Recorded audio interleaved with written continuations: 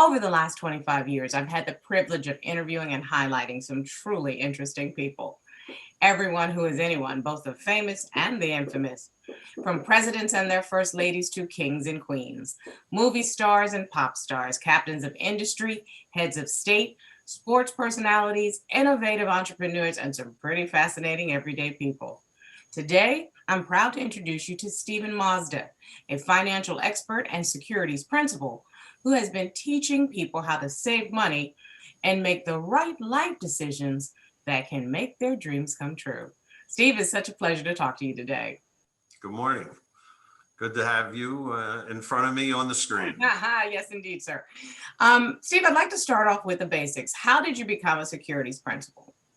Well, to become a general securities principal, you have to pass the Series 24 General Securities Principal exam administered by FINRA, which is the Financial Industry Regulatory Authority. That's the short answer. The longer answer is it's not so easy because there's a fair number of questions on that exam that are judgment calls where all the answers are correct, but you have to pick the best right answer. So not so easy. It also requires you to test your competency every 3 years. You have to actually sit for that updated exam to keep you sharp on current issues and continuing education. And for those not familiar with your line of work, exactly what does a securities principal do? Well, the license empowers you to supervise operational salespeople, compliance and trading of a stock brokerage firm. My broker dealer firm is Cantella and Company in Boston. They cater to independent financial advisors, over 200 independent financial advisors that are completely independent from any overhead management structure, so to speak, that the big wirehouses are used to having. Then they tend to promote products and stocks that are not always in the best interest of the client. So the independent advisors of Cantella and Company truly are independent, and they're designing portfolios for the benefit of their clients' best interests. And I think Cantella's business model is probably the best business model for the truly independent financial advisors out there doing what's best for their clients. And I've been with them for over 20 years now. So, with 2 decades of finance and investments and securities in your background, share with me what interests you the most about investment. Well, our country's securities laws require full disclosure, and practically everything is public information. So if you can read, you can research. And I love doing research, and I love to read. And with the internet and computers, right, we can do it a lot more efficiently.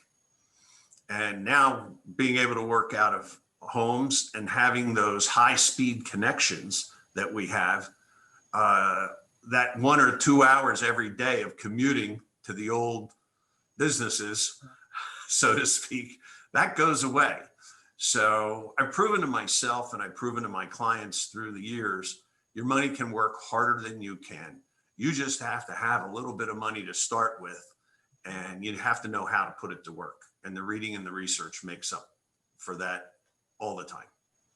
I understand that you believe in that philosophy and you want people to get it really early on as a part of their education. You were involved with the production of a short film, 401k Magic. Can you tell us a little bit about that project? I can. In 1981, there were only 2 people in the United States that were selling and promoting 401k plans. Ted Bennett and his partner right here in Philadelphia.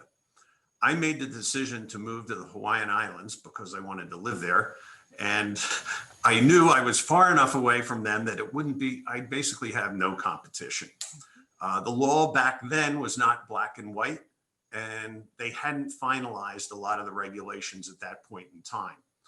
I did set up 66 of the first early 401k plans in the United States. And then decades later, in the year 2000, the little girl growing up next door, my wife and I don't have children, so our friends were nice enough to share their children with us. Dana gave me a call, and Dana said, could you come and talk to my 6th grade math class about stocks in the stock market? I said, sure, I'd love to. And I was invited that day, and there were 2 other fathers in the room. And a lot of the questions they had problems with, and they kept deferring the questions to me. And I didn't want to be the hog the floor, but I guess I did a little bit. But at the end of that day, the math teacher said, will you come back and do this next year? I said, I'd love to, Matt. Maybe over the summer, I can fine tune the presentation so we get a little more bang for the buck for that 1 hour we had those kids' attention. He said, okay, that'd be great. So I rewrote my little presentation, and it went off really well the second year. And he started talking to teachers that he knew, and somehow word got out, and schools up and down the East Coast started to call me and ask me would I come and do my 401k magic presentation for their 6th graders. 6th grade for me was a big turning point in my life. So I really think, the kids are smart enough to know what's going on, but they're open-minded enough that they haven't been jaded by society yet. So as the years went by and I went to these different schools, the way I got paid was thank you letters. And the kids would ask me questions in these thank you letters. And I really took those thank you letters to heart. And when the questions were in there, I said, I didn't answer that. I need to work the answer to this question into the presentation. So over a period of 10 years, I refined the presentation, and I fine-tuned it to basically involve all the life lessons that I've learned along the way from other people that helped make me successful. And I combined those into the whole 401k talk. So we talked about social issues and costs of having children and all these kinds of things. But I kind of slide the discussion in, and the kids don't even realize that they're making decisions for their future while I'm talking. Since you've done this for the 6th grade, let's see what you would say to the general public. Are there any pieces of investment advice that you'd like to pass along to the rest of us? Yes, I would say my mother's words. Remember, corporations are only people. Never forget that, okay? Before you make an investment in anything, find out who's running the company, get to know who those people are, what makes them tick, what their backgrounds are. And that's the kind of research you really need to do, is who's running the company and where are they coming from. Never forget that. And if you don't have enough knowledge to make that decision, you need to look to knowledgeable professionals to help you make the decision. Continuous education is the key to continuous success. Absolutely. So, sir, what, in your opinion, are some of your proudest accomplishments in your career? I'm impressed with the 401k magic, but I know there's some other things. When I was selling 401k plans in the Hawaiian Islands, I ran into Bob Midkiff, who was the president and founder of American Trust Company of Hawaii. And they had about $2 billion in assets under management with different money managers all across the United States.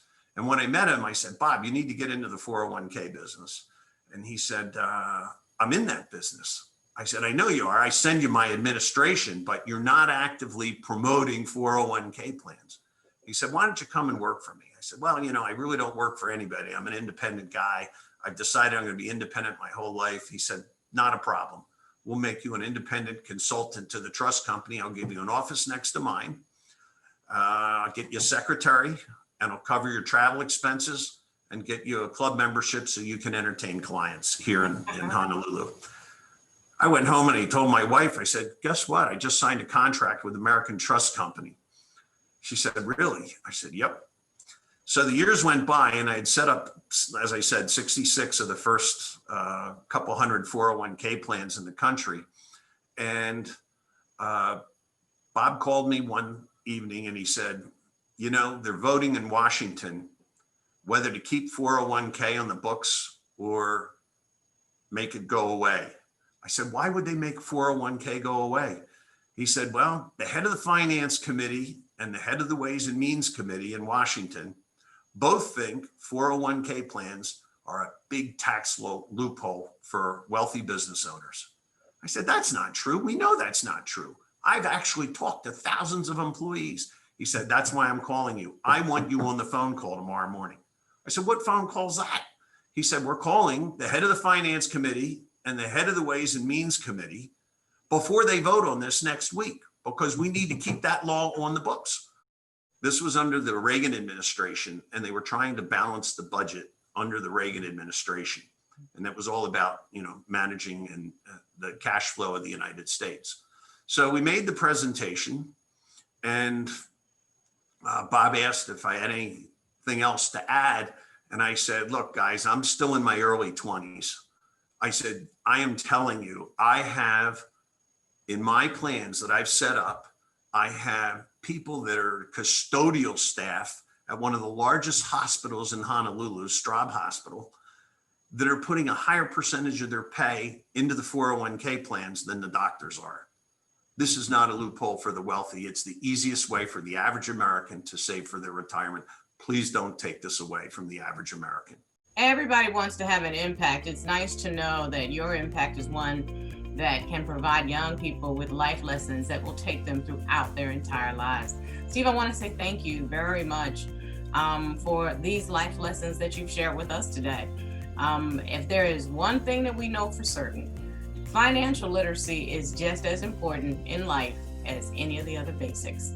And you have proven that with the work that you've done. Your life's work actually is going to be returning dividends for a lot of people.